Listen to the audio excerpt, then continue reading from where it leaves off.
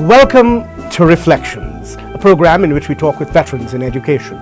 In this program, we talk with Magda Pollard, former head of the Carnegie School of Home Economics, who later served as Women's Affairs Officer at the CARICOM Secretariat. Magda Pollard.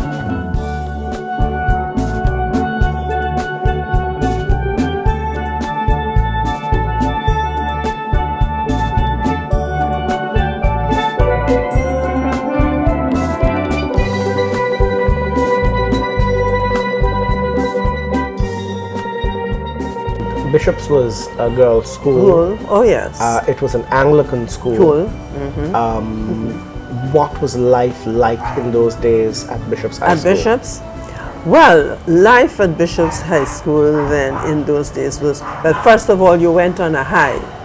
You had gotten your scholarship and you were going to what was considered to be and what was the best school in the country, right? So you had a sort of buoyancy and so on. That would have been the best girls' school or the best school? Girls' school. I don't know, but well, no, I'm saying it's the best school. If you channel me, I'm leaving it just there. So, well, it was a school that had a very good history as well. It linked with the church, of course, if you know that part of it. And there was a branch of it that people don't really know about, which was a kind of a kindergarten, right? But those of us who were scholarship winners, we went into Form 3B. And it was another experience in terms of absolutely nothing like corporal punishment, right? So when I left primary school, I forgot all about licks and went there. There was just nothing like that, but the discipline was very firm. One of the interesting things was that all the teachers were British. They were all whites. At that time, we didn't have any local persons at that time. But I think they delivered for us because there was a good mix of serious work, a good mix of recreation, and extracurricular activities. Because we were very, well, of course, it was a church school. So you were trained, well, of course, you had to know the history, the priests put together their dollars. That's why we have Oswald Parry Hall, because it was Oswald Parry. And we had a responsibility to assist the community.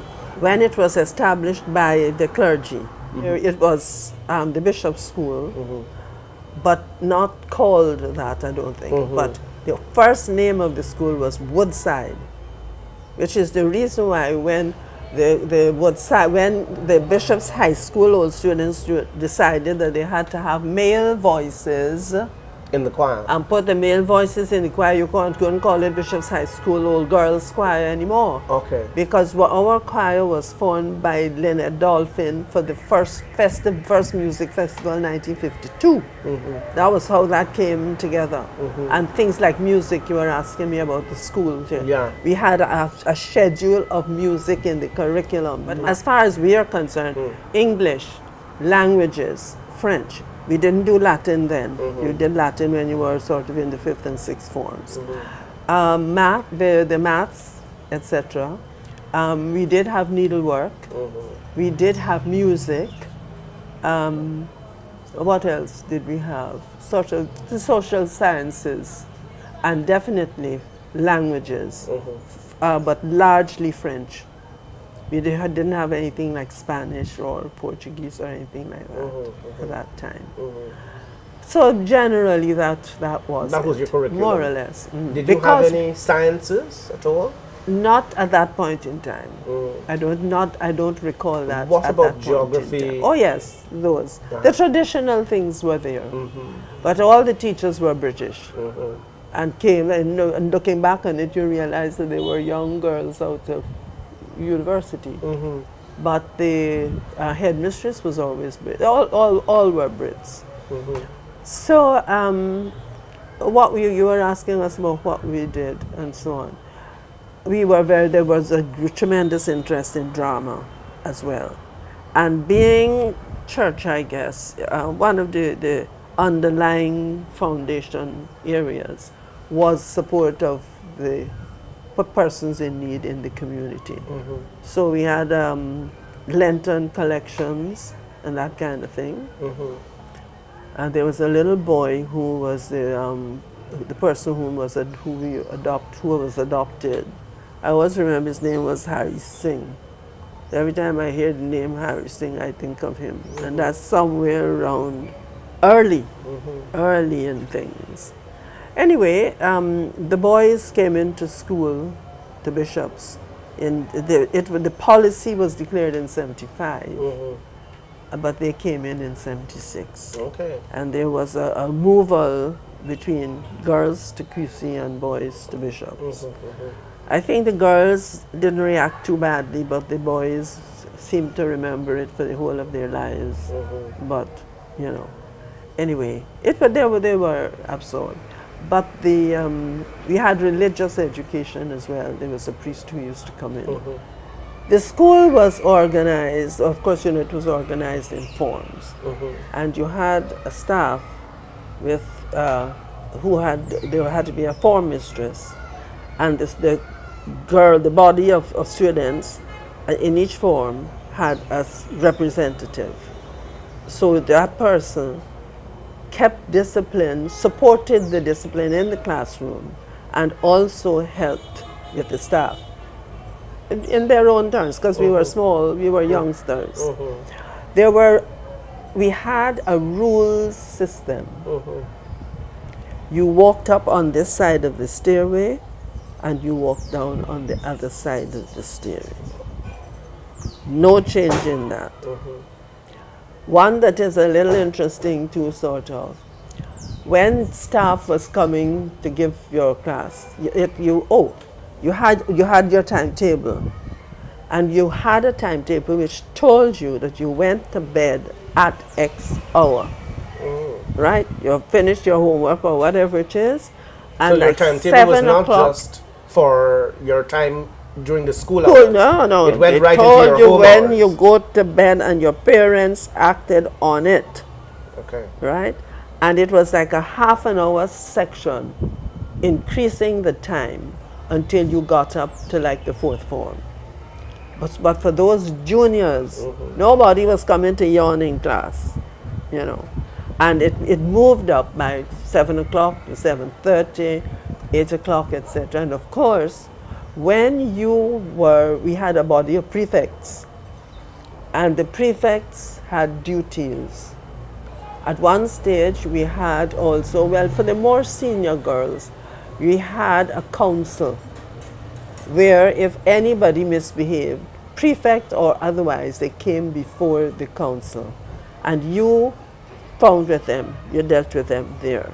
And what you were not able to cope with or whatever, the form mistress was also a part of that. So you had that kind of structure.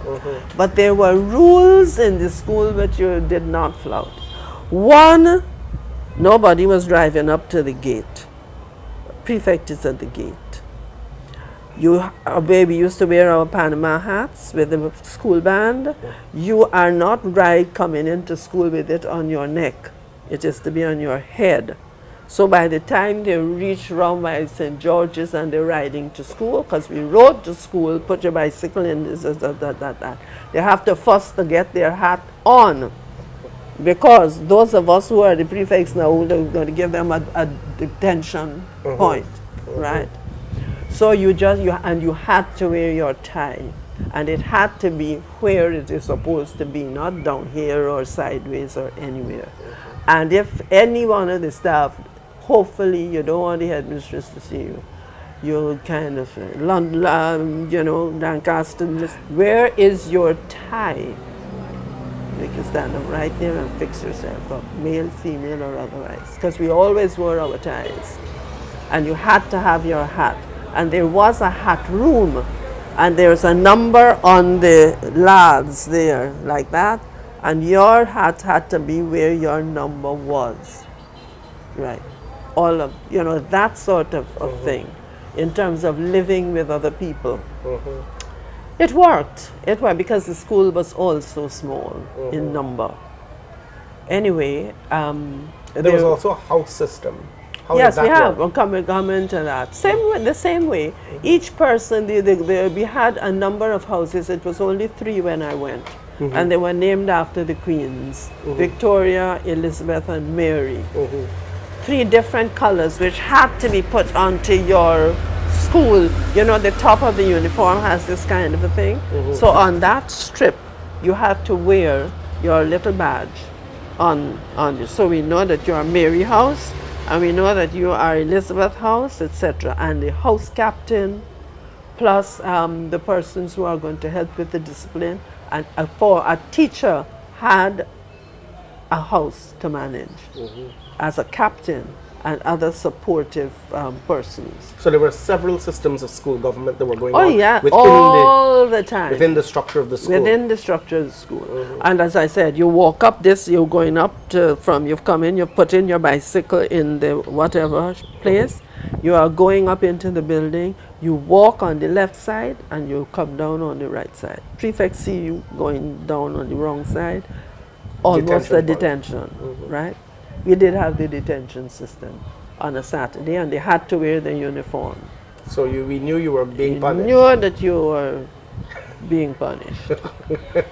Other things too, simple things happened.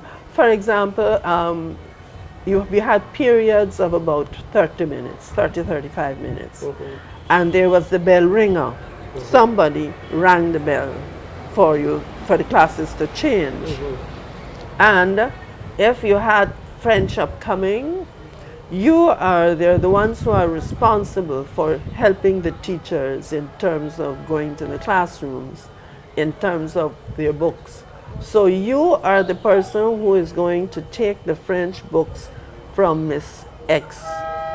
Miss X is coming, she's either marked them all, they've been on the shelf, they're marked and whatnot for distribution to be given now. Everybody's waiting for their book. You take all her books from her, and she walks from the staff room to the So the student goes to the staff room, right, collects all her waits books. until the teacher who is coming arrives at the door, and you say, "Good morning, Miss Richardson." We had was a French mistress. "May I take your books?" That's what you've come for, but you say, "May I take your books?" You don't stretch out your hand. So. And then you let her go forward and you move after her. She is the teacher in charge. Okay. By the time you reach that door, total silence, right? And then you proceed to hand out books to students. etc., etc. And well, you see, you know where the books are too, as well. Now, the other thing in encompassing that is that we always had assembly, of course. This is every day? Every day, of course, yes, every day. That's where we learn all the beautiful hymns that we sing, and all the descants, because it was a choir, all right? And if you, as a student, knew to play music, you had your week's thing. You're playing the music for the week for the school to sing. So you had a responsibility. You see, a lot of it was based on being responsible and on being courteous, as well as being academic. So we had all those kinds of situations. At the end of the term, you had mark reading, which was quite an exercise. Mark reading, everybody is trembling, right? Because we sit on the floor, first of all. The current children cannot understand that we used to sit on the floor, right? Everybody is marched in there and you sit on the floor. Staff on that side, headmistress Mrs. Allen is up there. So you're waiting now, and these books are now open, mark reading. And headmistress reads out the name, all the children in Form 1, A or whatever it is. And if there is anything that is not acceptable, she speaks to you from right there. In front of everybody? Of course. Well, of course, we only had like 250, 300 children students, at most. So that went through, and she make a comment about the level of your achievement. And she would say, you have only got 70% or whatever it is, see to it that next term this changes. That sort of thing. And you're sitting on the floor, cross-legged, waiting for your turn to come, and hoping for the best that the headmistress has no comment to make on your achievement. Yeah. Right. And it had its responses, definitely. But I'm only telling you things as I remember them. I told you about the hats. We had a hat room, and you had to put your hat on your own peg there. So you're not interfering with anybody's hat. Good. Okay. So all of those things were there. You also, I think it was only for the students who were leaving school. You also had to say farewell to the headmistress, of course. And so you would go in there, and she would shake your hand and give you a little homily or something, and send you forth into the world, sort of story, you know. So that there were areas like those. You didn't just go out of school and somebody talk to somebody, whatever. It was organized. No student was supposed to go into the office, right? And when the headmistress sent for you, you go into her office. You didn't wish the headmistress to send for you, because there's no licks going, but you know, there's a way of having discipline without corporal punishment, right? So there were all of those what you might consider to be pernickety things, but they were all geared to the area of order, discipline, being courteous, right? And there was a plan too for how parents linked in. But all we know is that if child is not coming to school, there has to be a letter sent from the parent, which is thing. But as prefects and so on, we did not. That was not a part of our remit. No. And then, of course, the question of eating in school, etc. What about conduct? I heard something about how you were supposed to conduct yourself on the road once you were in uniform. Yes. Once you are in uniform, that's what I'm saying. You have to have on your hat. You have to have on your tie. And your badge. And your badge. Boys are not acceptable on the compound, so you stand up there, and all who wish boyfriends to ride in with them will have to take some other kind of route, but you can catch up with them anyhow, you know. So there was that kind of, you know, keeping them together but not apart necessarily.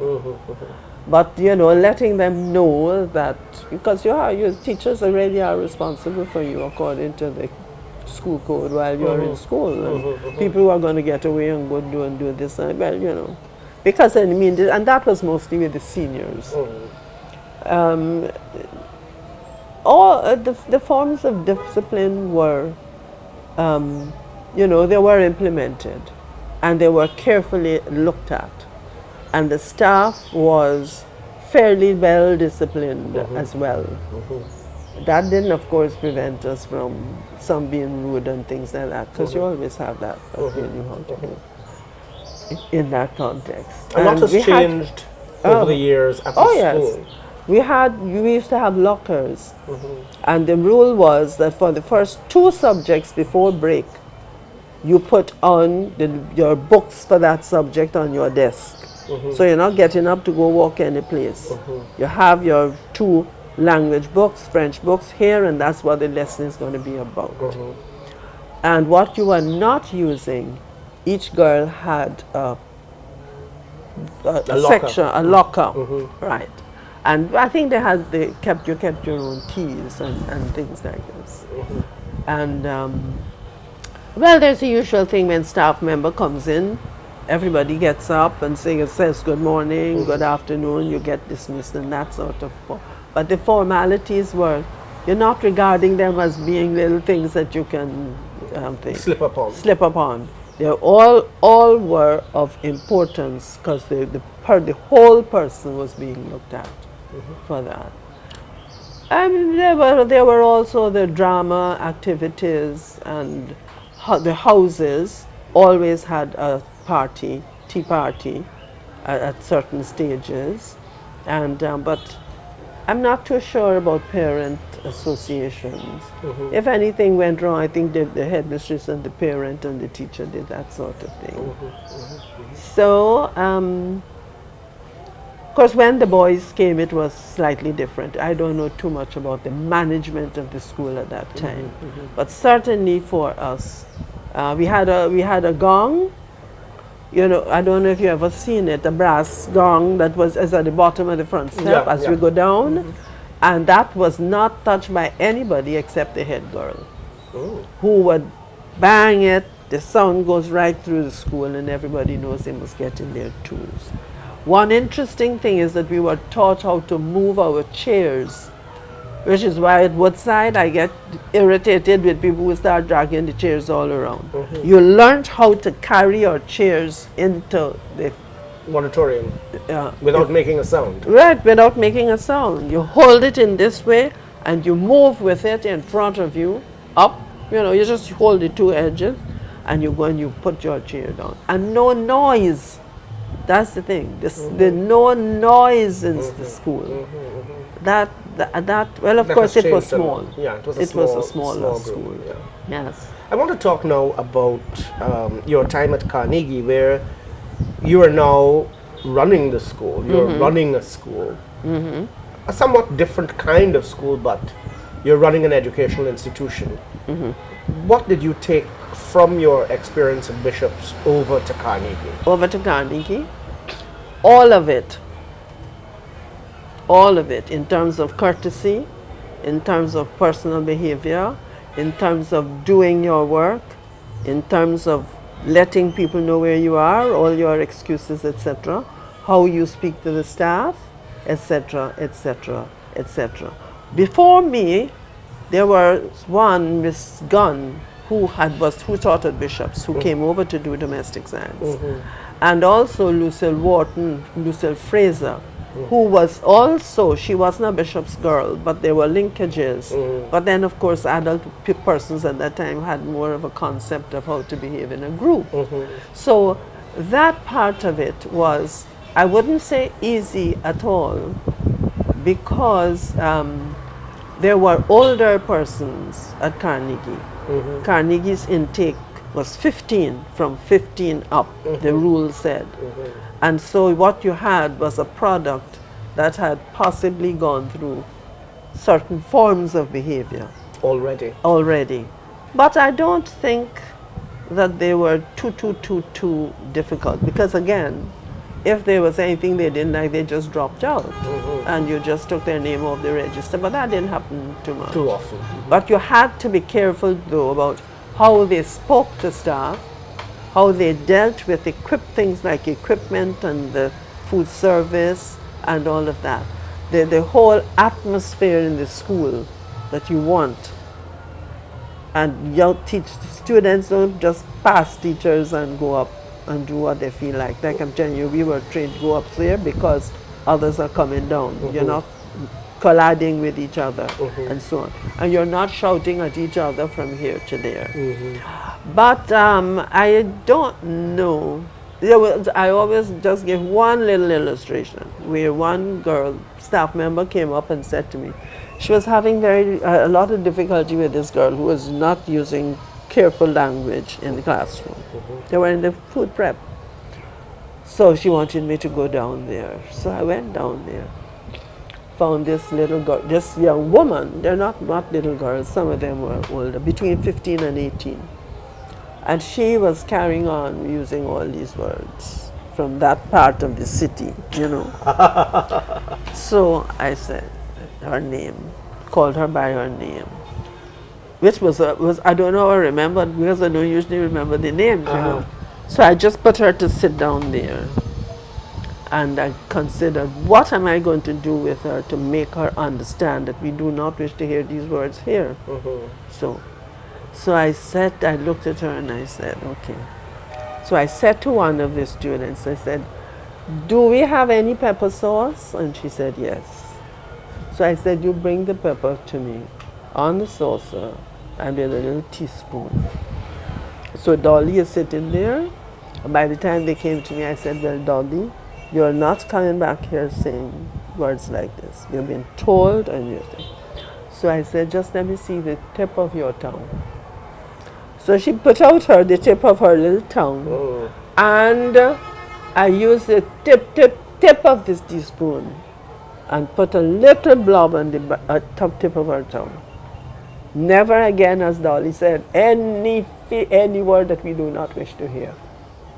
And I was reasonably satisfied that I know it wouldn't have bothered her, because it was an Indian girl, and you know you must have pepper. And in any case, Guyana, but it wasn't a dose of pepper. It was just a little thing, scarcely tipping the tip of the teaspoon. Yeah. Right, and Dolly was as happy. She bet another one the other day and told them she remembered Miss Pollard putting a little pepper on her tongue. And I said to her, Dolly, you are not to say these words in here. Forget them on the bridge. If your mother allows her to say that, you just forget them on the bridge, but not in here. Dolly and I became great friends. So I suppose it's a case too of appropriateness of discipline. We also had the problem, of course, with things like pregnancy, because, as I said, the youngsters, they were older teens, and you just had to ask them what was happening, because, of course, you could see what was happening, and you got the parent there, and usually it was the parent who was more upset, you know, that sort of thing. But it was all very private in the thing. We didn't have any. I have no energy to beat anybody's child, tell you the truth. And the beating is not, it doesn't really help. It doesn't really help. And it's also a sign of weakness that a proper system has not been instilled in person to deal with it. Both in, I don't know about what happens at the training college in terms of how they deal with discipline, but there again we knew this, you know, and coming out of what we were called the dough school, because we were cooking, and the city of Glasgow, where I was, had regulations. You could not, it was against their educational law to put a child out of the class. So you just had to know to find a way to deal with it, because the child can't stand up out there. It's supposed to be learning something. And when it goes and stands up out there, you don't know where they have gone.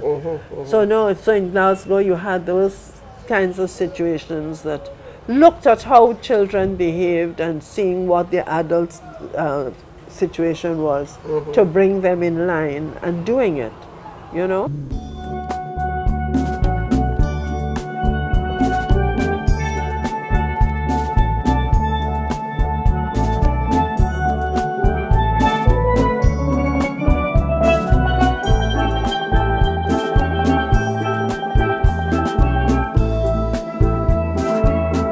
Reflections is a program that explores the traditions that inform the history of Guyana's educational legacy. Guyana was considered the most literate country in the Caribbean, and many of our educators over the past 40 years dedicated their lives to providing the foundations that made our educational system outstanding.